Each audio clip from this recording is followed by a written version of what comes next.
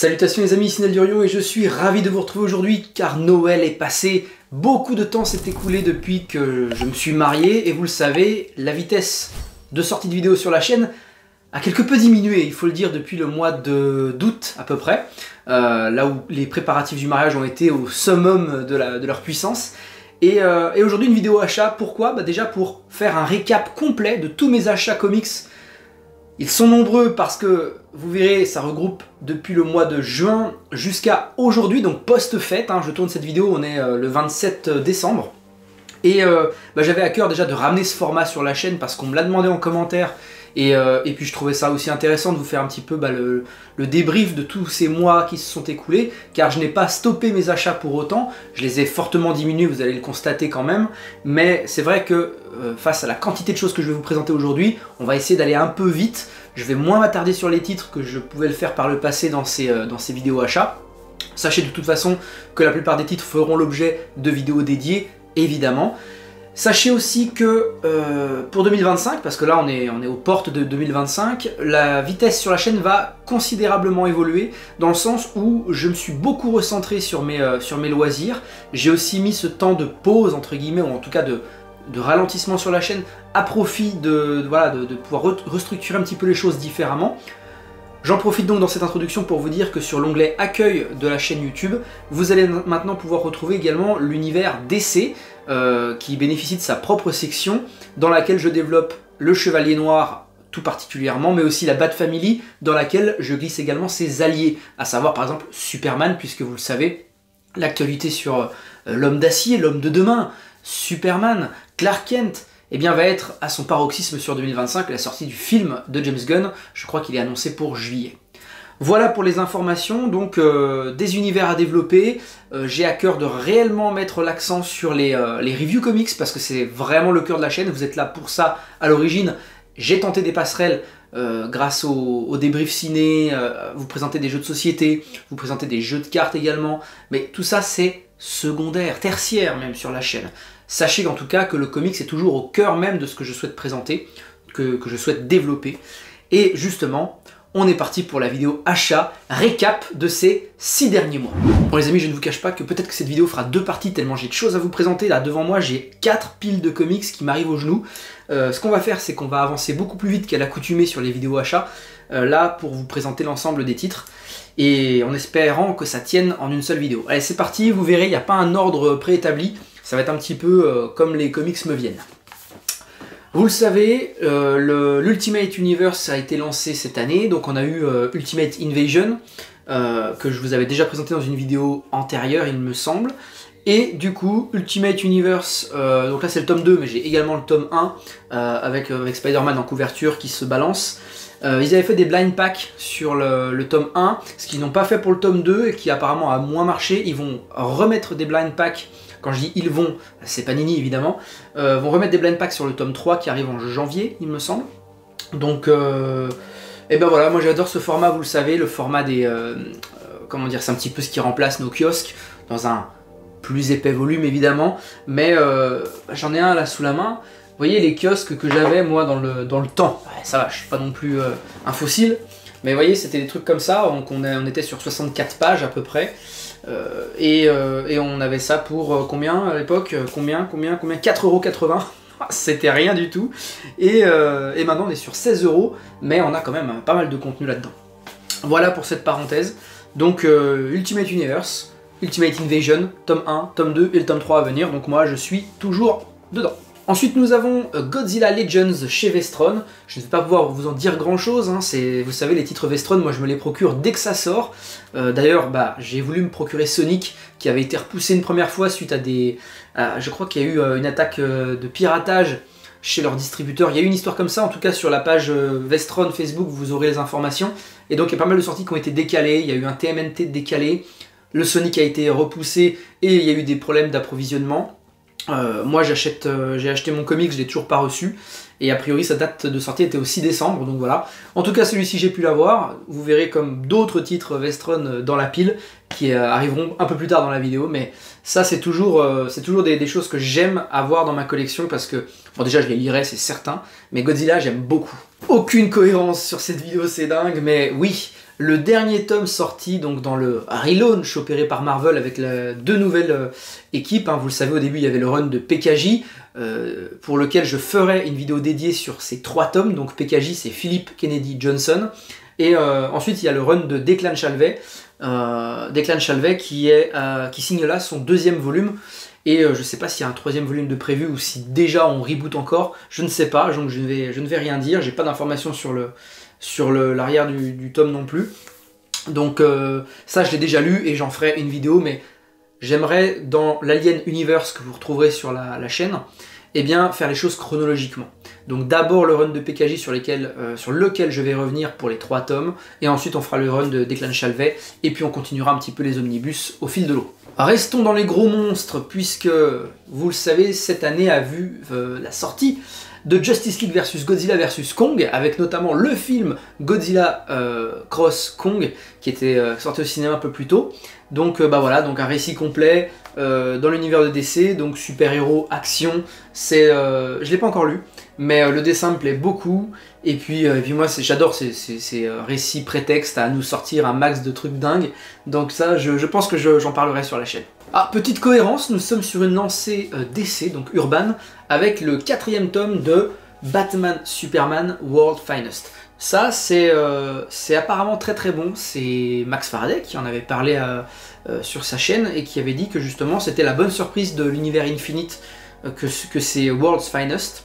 Donc il y a un 5e tome je crois qui est prévu, là en début d'année. Ça c'est le 4e, j'ai également le 3e derrière, enfin je réunis la série au complet. Donc voilà, ça j'en parlerai évidemment aussi sur la chaîne. Comme je vous le disais, pas mal de cohérence dans cette petite lancée d'Urban Comics, avec un titre que j'attendais particulièrement, que je n'ai pas encore pris le temps de lire, mais Batman City of Madness. A priori, on serait sur une alliance entre Batman et la Cour des Hiboux pour affronter un mal ancestral, mythique, qui ronge Gotham. Batman City of Madness, un titre du Black Label DC, et bah ça va être très rapidement lu. Je vois qu'il est dans le thème horreur, original. 2 tomes pour le prix d'un, je vous ai dit qu'il fallait qu'on avance rapidement. Le Pingouin, donc ces tomes là sont sortis à l'occasion de la sortie, ça fait beaucoup de fois le mot sortie, mais la série HBO Max de Penguin, avec Colin Farrell dans le rôle du pingouin, que vous avez pu déjà découvrir au travers du film The Batman de Matt Reeves. Donc là les 2 tomes, tome 2 à paraître, ouais, donc a priori c'est full, hein, on a 2 tomes et voilà, donc ça j'en parlerai sur la chaîne. J'ai lu que le 1er tome et j'ai trouvé ça très bien. Le focus est mis évidemment sur le pingouin, c'est le but du titre, ça je n'invente rien, mais la série, bon sang, si je pouvais vous en parler là en un instant, ce serait, mais foncez la regarder si c'est pas déjà fait. C'est génial, oui ça nécessite d'avoir vu The Batman, mais en même temps si on parle de Batman vous et moi, et que vous n'avez pas vu The Batman de Matt Reeves avec Pattinson dans le rôle clé, il y a un problème. Donc foncez voir The Penguin, mais avant cela, redécouvrez The Batman, puisque de toute façon, nous n'aurons pas le 2 avant 2027, octobre 2027, super. Encore du Batman, bah oui, vous le savez, j'adore, c'est mon super-héros préféré avec le Punisher, Batman First Night. Donc là, on est sur quelque chose d'un peu rétro, d'après ce que j'ai compris. On retrouve un Batman un peu dans le costume de sa première année, avec les grandes oreilles. Ah, les dessins sont particulièrement cool. Je vous mets de toute façon quelque part ici des petites illustrations comme à chaque fois. Ouais, on retrouve ces pointes avec les gants violets et tout. Enfin, ouais, c'est pas mon Batman préféré, mais voilà, moi vous le savez, tout ce qui est Batman, je prends. Donc Batman First Night, j'en parlerai sur la chaîne évidemment. Et j'espère en bien, c'est un récit, encore une fois, du Black Label. Une vieillerie qui manquait à ma collection, certains l'ont signalé, souligné en commentaire lors de mes précédentes vidéos collection que j'avais faites en 2023, du coup, décembre 2023. Je n'avais pas réuni les Paul Dini. Paul Dini présente Batman, donc ça c'est la collection DC Signature chez Urban. Donc série en 3 tomes, les 3 tomes sont là. Vous avez, c'était lui le 3e. Le premier, il est là. Hop. Alors vous le savez, les DC Signatures sont des récits mythiques. Pas toujours pour des bonnes raisons, mais en ce qui concerne Paul Dini, très sûrement que c'est le cas. Grant Morrison, lui, ça n'était pas forcément folichon, hein, ce qu'il avait fait sur Batman. En tout cas, c'était beaucoup trop capillotracté, comme à chaque fois ce qu'il fait. Je l'avais bien aimé sur les X-Men, mais là, honnêtement, sur pas mal de choses chez DC, j'ai trouvé qu'il en faisait des tonnes et des tonnes. C'est pas un auteur que j'affectionne déjà au demeurant. Donc voilà, Paul Dini, par contre, pour faire le parallèle, en DC signature, bah, c'est très top. Et vous avez des choses très intéressantes qui s'y passent. Ça fera l'objet évidemment d'une vidéo parce que Batman sur la chaîne, ça va arriver très très très fort. Bah, finalement, j'ai eu pas mal de cohérence pendant ces quelques minutes, puisque nous terminons cette pile avec Joker The Winning Card, apparemment un récit très violent, ayant le Joker pour protagoniste, évidemment s'il faut le citer, c'est un récit complet, assez fin, je pense qu'on est sur une centaine de pages, et puis bah voilà, donc éventuellement sur la chaîne j'en parlerai, on n'est pas du tout dans l'ère Infinite, hein, c'est déconnecté, un petit peu comme ce que je vous ai présenté tout à l'heure, en Black Label. Là, c'est pas du Black Label, mais c'est un récit complet, voilà.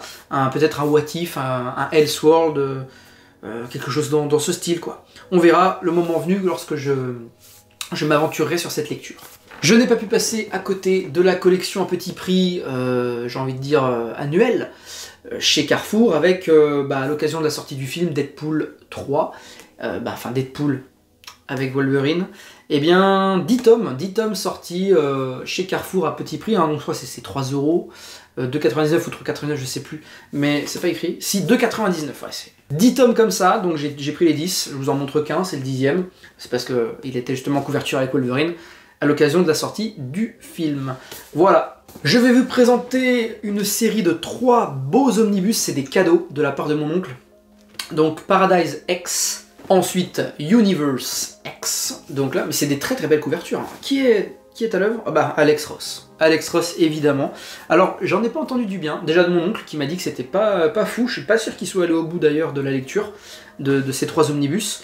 Le 3e arrive juste là, c'est d'ailleurs le plus fin des 3, c'est Earth X. Je vous les ai peut-être pas présentés dans l'ordre et je m'en excuse, mais je ne connais pas du tout cet arc scénaristique. En tout cas, le dessin me plaît énormément.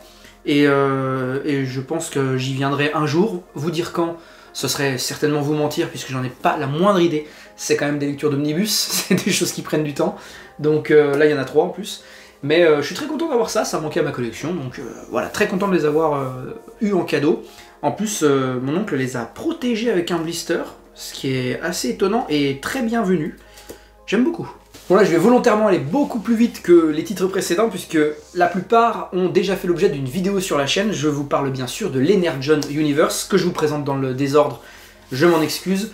Duke, vous avez déjà une vidéo que vous pourrez retrouver, donc ça j'ai bien aimé, c'est un petit peu le récit espionnage, etc. de l'Energon Universe. Ça c'était l'aspect action, donc c'est le tome 2 qui va arriver bientôt sur la chaîne parce qu'il est sorti début décembre.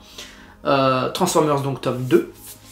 Le tome 1 est juste là et il fait partie des achats parce que finalement c'était sorti en juin je crois, donc je vous en avais peut-être pas parlé sur la chaîne dans les achats encore. La dernière vidéo achat, je sais plus si elle retrace que mai ou que juin, je sais plus, mais voilà, donc Transformers, un petit dos bleu, tandis que Duke c'est le petit dos jaune, et on a excusez-moi, on a Cobra Commander dont je dois vous faire une vidéo sur la chaîne. C'est la lecture que j'ai la moins aimée de l'Energon Universe pour l'instant, à date. Et je pense que ça va le rester parce que le prochain que j'ai à vous présenter, je l'ai adoré. Et c'était la dernière sortie du mois de décembre. Donc, je parle évidemment de Void Rivals tome 2, excellent. Qui est même un cran au-dessus du premier, vous voyez, donc comme quoi... des séries au long cours peuvent s'améliorer avec le temps. J'avais beaucoup aimé déjà Void Rivals, le premier tome, j'ai trouvé que c'était une très bonne surprise, une belle introduction de déjà du Transformers qu'on voyait. Je vais pas vous refaire la vidéo, vous en avez une sur la chaîne, mais en tout cas le tome 2 est plus identitaire à Void Rivals encore, et franchement j'ai hâte de vous en faire une vidéo là-dessus. Donc ça c'est un dos violet pour le coup, et puis on aura bien sûr Scarlet et Destro qui vont arriver tout bientôt. On revient chez DC finalement avec la deuxième pile. Là j'ai fini la première pile, n'oubliez pas il y en a 4, hein, donc peut-être qu'on sera en 2 parties sur cette vidéo, à voir selon ce que je peux faire sur le montage. Nightwing Infinite tome 6, ouais tome 6, donc ça je vous en parle pas, c'est pas la peine puisque je n'ai même pas encore lu le tome 1 étant donné que c'est l'ère Infinite et que moi je suis en train de rattraper tout mon retard de la continuité, ça prend beaucoup de temps, sachant qu'en plus je me fais souvent stopper par des petites sorties comme l'Energon Universe ou des petites choses chez Marvel, voilà c'est compliqué. Donc voilà, Nightwing Infinite, tome 6. Batman et Robin, Dynamic Duo, toujours dans l'ère Infinite. aussi. Ça c'est un premier tome, on a un tome 2 à apparaître, je ne sais pas quand. Joshua Williamson au scénario, vous savez qu'il est aux commandes de pas mal de titres sur l'ère Infinite. Moi c'est un scénariste que j'aime beaucoup, que j'ai découvert avec Birthright. J'en avais fait une vidéo sur la chaîne d'ailleurs. Donc voilà, j'aime beaucoup la couverture. J'aime beaucoup la couverture. Justement, la continuité Batman, ben, elle continue avec Dark City tome 4. On a le tome 5 que j'ai acheté aussi, que je vous ai pas sorti. Mais j'ai le tome 4 donc, qui est sorti un peu plus tôt cette année. Et le tome 5 qui est sorti dernièrement, que je me suis procuré également. Donc je vous mets une photo par souci d'exhaustivité. Wonder Woman hors la loi, tome 1, juste ici, pardon. Et le tome 2 dans ma main droite. Voilà, donc les 2 tomes sortis à ce jour. Un tome 3 est à paraître. Et ça c'est pareil, on m'en a dit du bien, mais je n'ai pas encore pu m'y lancer. Mais j'aime beaucoup ces récits où le personnage justement est un petit peu l'ennemi public et qu'il doit tout faire pour s'innocenter ou en tout cas redorer son blason. C'est un petit peu le principe de ces Wonder Woman hors la loi. Alors des choses beaucoup plus confidentielles, mais pourtant assez conséquentes en termes de pages. Oui, vous le savez, le format Urban Blast chez Urban, c'est un format que j'aime particulièrement. Alors, être allé sur Raven plus Beast Boy, des Teen Titans, je vous avoue que c'est plutôt un achat d'opportunité. Parce que je l'ai eu un petit peu moins cher que ce qu'il était, je sais pas, je crois qu'il est sorti à une trentaine d'euros il me semble. Grosse pagination, hein, on n'est pas loin des 550 pages. Il est balèze, hein, dans la main c'est un petit omnibus quoi. Tout ça en format souple. Moi j'adhère complètement. Là où j'adhère beaucoup moins, et j'aurais peut-être dû me renseigner avant, mais bon, comme je vous dis, je crois que je l'ai eu à une vingtaine d'euros, donc ça les vaut. C'est une intégrale. Raven plus Beast Boy, c'est le dessin.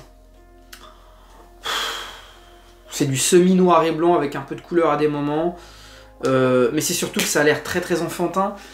Non pas que j'ai un problème avec ce qui est enfantin, loin de là, parce que je lis beaucoup de choses qui ne sont pas du tout de mon âge, mais et que j'aime en plus.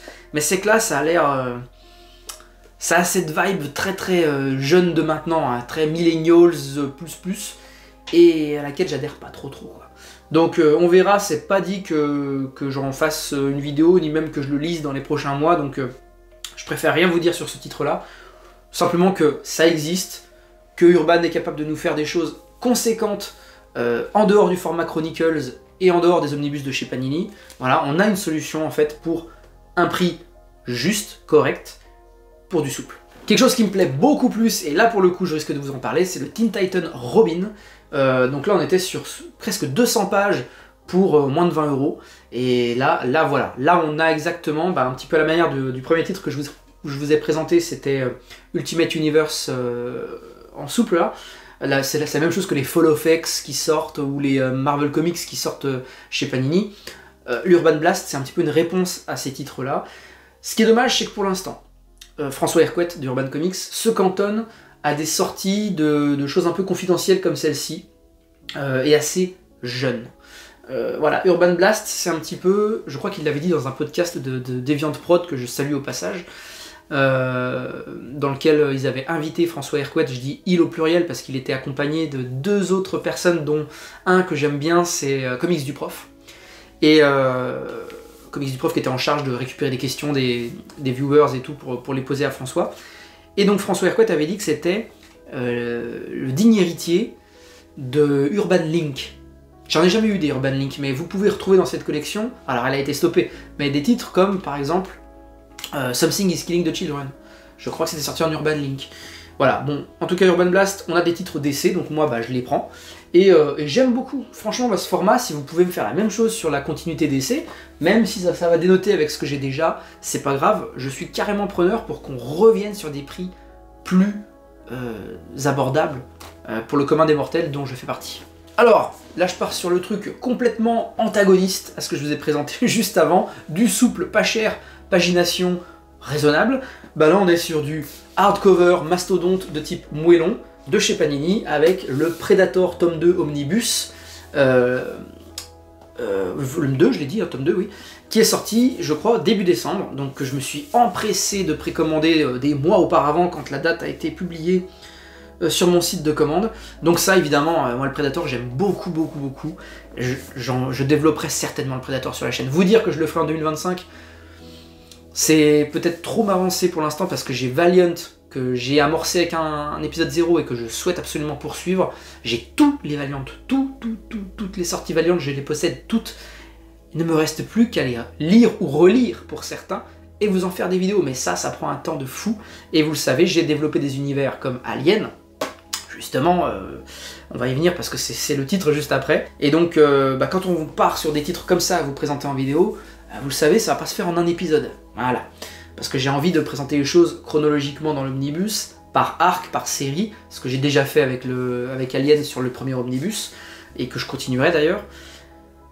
Compliqué, mais pas infaisable, à voir par la suite. Restons dans les comics de type Alter avec Aliens Volume 4. C'est le dernier, les amis. J'ai cru comprendre que c'était le dernier. Je crois même que grâce à ce tome-là, tout a été publié, sauf les titres Alien versus Predator. Voilà. Donc je crois bien qu'en 2025, on aura un omnibus Alien versus Predator avec des trucs dedans. Enfin, je sais pas comment ils vont l'appeler, mais il me semble qu'il y a un omnibus qui va croiser ces deux énormes monstruosités cinématographiques que sont le Xénomorphe et le Predator. Donc, déjà une belle couverture de James Stockoe. James Stockoe, je sais pas si on dit Stockoe ou Stockoe. Et puis, ouais, très très belle. Ça, c'est Alien Perdition, hein, chez Vestron, voilà. Donc, ça, je vais en parler. On part du côté des Tortues Ninja chez iComics. Alors, iComics, en ce moment, c'est compliqué. Alors là, c'est TMNT Reborn, hein, donc je suis pas du tout à jour sur les TMNT. Je n'ai pas terminé le run précédent. Donc, là, on est sur la suite. Donc, j'essaie de pas trop regarder les couvertures parce qu'elles me spoilent de ouf, mais bien souvent. Surtout, je crois que c'était la couverture du premier tome Reborn qui spoilait de fou et j'étais là, ah ok, bon, bah très bien. Je ne vous dis pas de quoi il s'agit, mais je pense que la plupart d'entre vous l'ont vu passer. TMNT Classic tome 6, c'est le dernier, il me semble. Il me semble bien que c'est le dernier. On retombe sur une pagination assez correcte, avec un prix qui ne l'est pas du tout, puisqu'on est toujours sur du 40 balles. Eternal Warrior, les amis, Eternal Warrior, sortie Valiant. Incroyable. Donc je l'ai pas lu, hein, mais un titre supplémentaire Valiant. Vous le savez maintenant, Valiant aux États-Unis ont été repris par Alien Comics. Et ils sont en train de tout refaire correctement, en tout cas ce qu'ils estiment être correctement, à nous de le voir en France comment ça va se passer, mais c'est toujours Bliss Edition, parce qu'ils ne font plus du tout l'univers Valiant en thème principal, maintenant ils sont sur des récits autres, voilà, je ne vais pas m'aventurer sur le sujet, parce qu'après on arrive sur le wokisme et tout, c'est compliqué. Voilà, bon bref, moi je reste sur ce que je consomme, donc Valiant, l'univers Valiant, c'est Eternal Warrior, c'est Ninjak, c'est toutes ces choses qui vont arriver prochainement. Là on est sur le guerrier éternel donc, et honnêtement avant de vous parler de ce titre, j'ai un paquet de titres à vous parler avant. On a The Last Ronin, Lost Years, donc ça c'est tout ce qui s'est passé avant The Last Ronin, donc un genre de récit prologue. Je l'ai pas encore lu. Ma hype sur ce titre était bien moindre que celle de The Last Ronin. Je le lirai évidemment, c'est clair et net, surtout que ça a été mon comics de l'année 2022. The Last Ronin, et à juste titre, hein, parce que personne n'a pu le détrôner. Je viendrai sur ce titre et je vous en ferai une vidéo, c'est sûr. Mais voilà, peut-être un peu moins de hype là-dessus, quand bien même ça ne prédispose pas des qualités potentielles du titre. Ça, je le verrai en temps et en heure. Restons sur de la tortue avec trois titres chez Vestron, pardon. Nous avons les Saturday Morning Adventures et les TMNT Adventures, donc ça c'est tout issu de la série télévisée des années 90.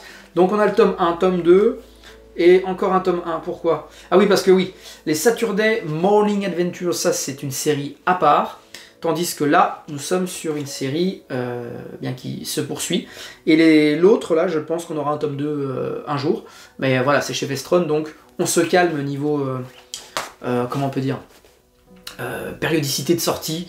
Ils ont eu pas mal de soucis dernièrement, moi j'adore ce qu'ils font, donc force à eux, voilà, force à eux, c'est tout ce que je dirais. Mais voilà, les TMNT, ça continue chez eux, et pour notre plus grand plaisir. Mais moi, ce que je consomme chez eux, vous le savez, et puis ce qui va faire l'objet de moult vidéos sur la chaîne, avec notamment la première que vous pouvez retrouver avec GGPR, oui, les Go Go Power Rangers.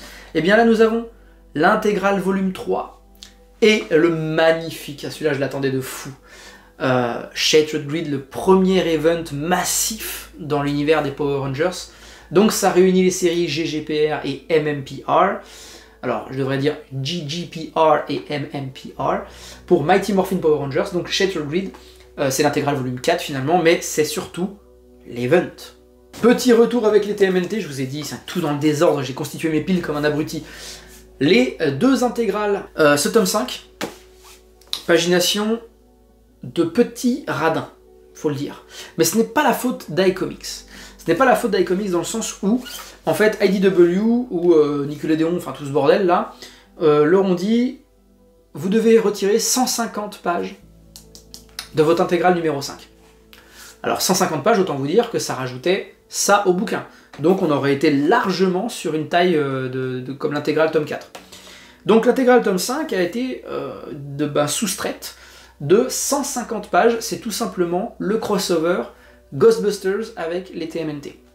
A priori, il n'est pas hyper nécessaire dans la continuité des Tortues Ninja, mais là on arrive sur un sujet qui pour le coup est très épineux pour moi, c'est que on nous avait promis de l'inédit dans ces intégrales, ce qui fait que moi j'ai revendu tous mes tomes, donc les 21 tomes je crois de la série là qu'on a en intégrale, en hardcover que j'avais, j'ai tout vendu, donc j'ai fait un heureux parce que je les ai pas vendus très très cher, alors que j'avais tout acheté neuf, et on nous avait dit, bah, vous verrez dans les intégrales, vous aurez plein de choses que vous n'avez pas pu avoir dans les hardcovers.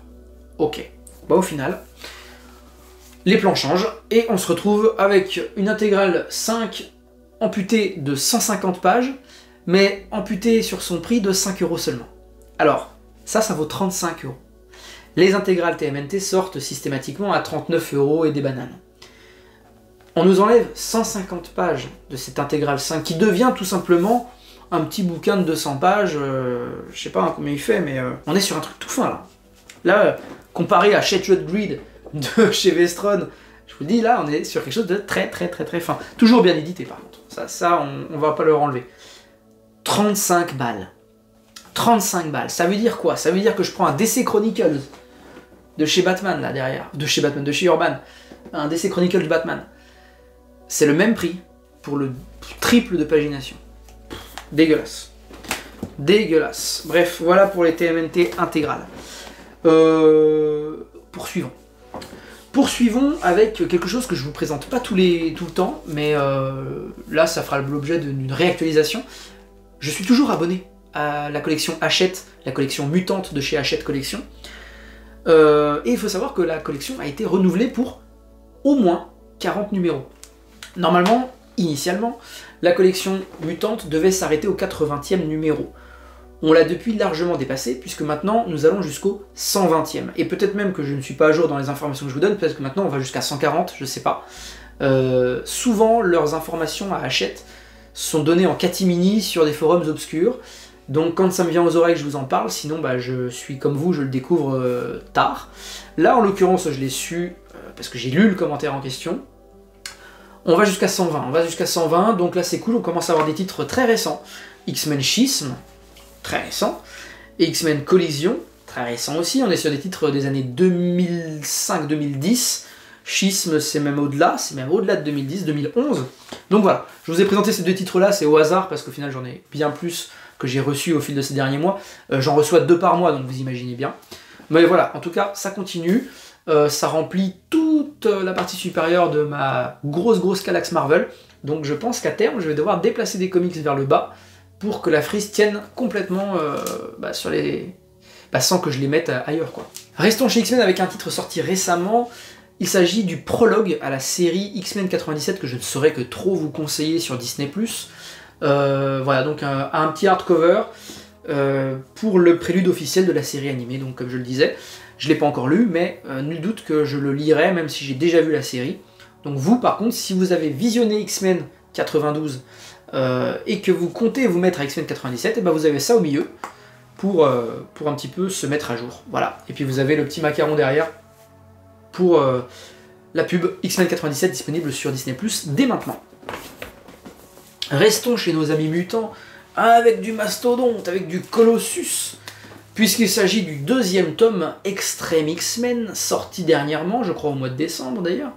Donc voilà, je continue, j'ai le tome 1 toujours sous blister, et voici le tome 2. Dans les omnibus tome 2, nous avons le Captain America d'Ed Brubaker. Celui-là, je l'attends religieusement à chaque annonce de sa sortie. C'est des petits omnibus, hein. Je crois que c'est des omnibus à 60 €, ça. Voilà, il est assez fin. On est sur un Deluxe très boosté, mais j'aime beaucoup parce que là on est carrément manipulable, on peut le lire dans le lit sans se le prendre sur la tronche et finir à l'hôpital. Donc non, très bien, je sais pas combien on va en avoir, mais au moins 4 ou 5 minimum. Alors quelque chose qu'on n'aura pas en 4 ou 5 exemplaires, et bah, c'est les New Avengers de Bendis, puisque ce volume 1, il pèse fort, je sais pas, je crois qu'on est à 1000 pages minimum, il est super gros. Je vous présente le 1, mais j'ai le 2 également, qui va arriver, que j'ai commandé il y a quelques jours, et que je devrais avoir là, après le nouvel an. Donc ça fera l'objet de ma vidéo achat comics du mois de janvier. Ok, parce qu'on reprend en janvier. Ok, The New Avengers. Terminons cette vidéo achat avec du Star Wars. Il n'y en a pas eu jusqu'à présent, et là vous allez avoir toute une ribambelle de titres. J'ai fait une sélection, parce que j'achète tous les titres Star Wars qui sortent, à l'exception des tomes qui sont des interprétations des séries télévisées. Par exemple, expliquer ça avec un exemple serait mieux. Les comics Obi-Wan, qui sont en fait la réédition, mais traduite en bande dessinée, de ce qui se passe dans la série Obi-Wan éponyme. On a eu dans le même genre Mandalorian, qui en est à son tome 3, voire tome 4, je sais pas. Donc ça, je les achète pas, parce que ça m'intéresse pas de découvrir en comics quelque chose que j'ai regardé à la télé. Non, ça m'intéresse pas vraiment. Donc, je vais plutôt aller sur des titres un petit peu inédits comme ça. Mace Windu, donc ça c'est la dernière série de 2024. On a 4 issues dedans, plus un spécial Star Wars Revelation de 2023. Alors Mace Windu, c'est pas un personnage que j'affectionne beaucoup. Je trouve qu'on est trop sorti de l'identité Star Wars, parce que c'était Samuel L. Jackson qui avait demandé à George Lucas « Mets-moi un sabre violet parce que voilà, je suis un Jedi noir, il faut qu'on me distingue mieux, machin, enfin bref. » Je trouve que voilà, je trouve qu'on a trop de Samuel L. Jackson et pas assez de George Lucas dans ce personnage-là. Et donc ça me dérange un peu, sachant qu'en plus Samuel L. Jackson, c'est pas un acteur que j'affectionne beaucoup. Mais bon, ça fait partie de l'univers Star Wars, c'est de l'inédit, donc je suis allé dessus. Vous le savez, ou peut-être pas, mais on a eu donc Dark Droids Épilogue un peu plus tôt cette année, donc c'était la conclusion du dernier crossover Star Wars en date. Je ne vais pas vous refaire toute la série chronologique, vous avez une vidéo sur ma chaîne dédiée au mensuel Star Wars, enfin au bimensuel, c'est comme ça qu'on dit, quand ça sort une fois tous les 2 mois, ouais parce que c'est ça, hein, Star Wars. Donc bref, vous aviez Dark Droids Épilogue, fin de Dark Droids, pour laisser place à Bounty Hunters and Inquisitors, Star Wars. Donc ça c'est le nouveau crossover, on en est déjà au tome 2, donc là je vous présente le 1, mais j'ai le tome 2 aussi, qui est sorti, et on aura en janvier ou en février, je sais plus, la suite. Voilà. Ensuite la phase 3 de quoi? La phase 3 de la Haute République, avec, vous le savez, toujours ces 2 séries qui fonctionnent de manière connexe, à savoir celle qui s'adresse à un public un peu plus jeune, même si j'aime pas le dire parce que c'est pas tout à fait vrai. Star Wars, la Haute République, les aventures, où on suit d'autres protagonistes que ceux de la série principale, si j'ose dire, Star Wars, la Haute République tout court. Voilà, donc on différencie ces titres, eh bien, non plus par leur dos, ouais, purée, parce que vous le saviez, hein, dans la phase 1, Star Wars les Aventures avait un dos jaune, phase 2, Star Wars les Aventures avait un dos bleu, et là maintenant, dos noir. Ah ouais, vous voyez, je viens de le découvrir avec vous. Bref, phase 3 a commencé ici. Et là, j'ai choisi celui-ci, mais ce n'est pas du tout le seul des titres Star Wars que j'ai acheté. Je l'ai choisi parce qu'il est dans un format tout particulier. Les Contes de la Forteresse Vador. C'est un ovni. C'est un ovni, moi je les ai jamais lus, donc c'est complètement dingue sur les dessins. Putain, ouais, c'est ouf sur les dessins, franchement. Je vous mets des illustrations évidemment. Mais c'est hyper particulier. Franchement, c'est extrêmement particulier. Voilà, mais bon, à voir, mais voilà, c'est de l'inédit, je ne le possède pas, donc je suis allé dessus. Et j'ai évidemment pris tous les Epic Collections, et c'est comme ça que je conclurai la vidéo. J'ai pris donc tous ces Epic Collections là, je les ai pas tous mis peut-être en incrustation, mais vous avez capté, dès qu'il y a des sorties Star Wars, Panini peut compter sur moi. J'ai à cœur de faire bien plus de vidéos sur 2025 parce que je vais reprendre un rythme de croisière, je me suis recentré, je vous l'ai déjà dit en introduction, je me suis beaucoup recentré sur mes loisirs, donc maintenant ça va être un peu plus fluide, je vais pouvoir de nouveau lire, de nouveau produire du contenu. Je ne vous cache pas que DC avec toute l'actualité qu'il va y avoir en 2025, avec Absolute, avec la nouvelle ère qui va commencer, alors, aux US ils appellent ça le All-in. En France on verra comment ça s'appelle, je crois pas que François Hercouet ait encore communiqué là-dessus. Mais en tout cas on a surtout les Absolutes qui arrivent, donc les Absolutes je fais pas référence à ce que nous sort Panini dans leur format gigantesque, très beau, très cher. Non, je parle de Batman Absolute, Superman Absolute. Donc c'est le renouveau de chez DC avec des origin stories différentes et des personnages parfois différents. Le principe étant de retirer l'une des caractéristiques principales des protagonistes. Par exemple, parce que celle-là je la connais, Batman n'est plus fils d'une riche famille. Et il va quand même devenir un Batman donc très différent, vous vous en doutez. J'ai hâte de découvrir ça, j'ai pas encore lu la VO. Mais Max Faraday, lui, il est au taquet dessus, il en a dit beaucoup de bien, je vous renvoie à sa vidéo d'ailleurs. Et puis la plupart des gens disent que c'est du banger, donc je vais être d'accord avec eux et me laisser tenter très rapidement par ces Absolutes quand ils sortiront au mois de mars, je crois. Voilà donc l'actualité de la chaîne, et je terminerai là-dessus pour 2025, c'est de revenir sur la périodicité de contenu hebdomadaire, avec parfois des vidéos dédiées plutôt à des univers, à l'opposé des vidéos plutôt généralistes que je pouvais faire auparavant, donc sur des titres piochés ça et là. Là il y aura peut-être un peu plus de cohérence, c'est-à-dire que, bah voilà, je vous l'avez compris, hein, pour Alien, je vais partir sur la chronologie du relaunch Marvel, donc avec PKJ, Philip Kennedy Johnson, sa trilogie, puis ensuite Declan Shalvey, puis voilà, viendront s'intercaler des omnibus ci et là dans cet Alien Universe. Pour Star Wars, eh ben, on continuera de développer à la fois la Haute République, mais aussi les titres Legends, hein, qui arriveront dans une playlist dédiée dans la section Star Wars Universe. Et puis, l'accent va être mis, oui, sur DC Universe, parce que Batman, voilà. On se dit à très vite, pourquoi? Pour un petit titre DC, qui va venir actualiser la playlist dédiée One Bad Day. Voilà. Allez, ciao les amis.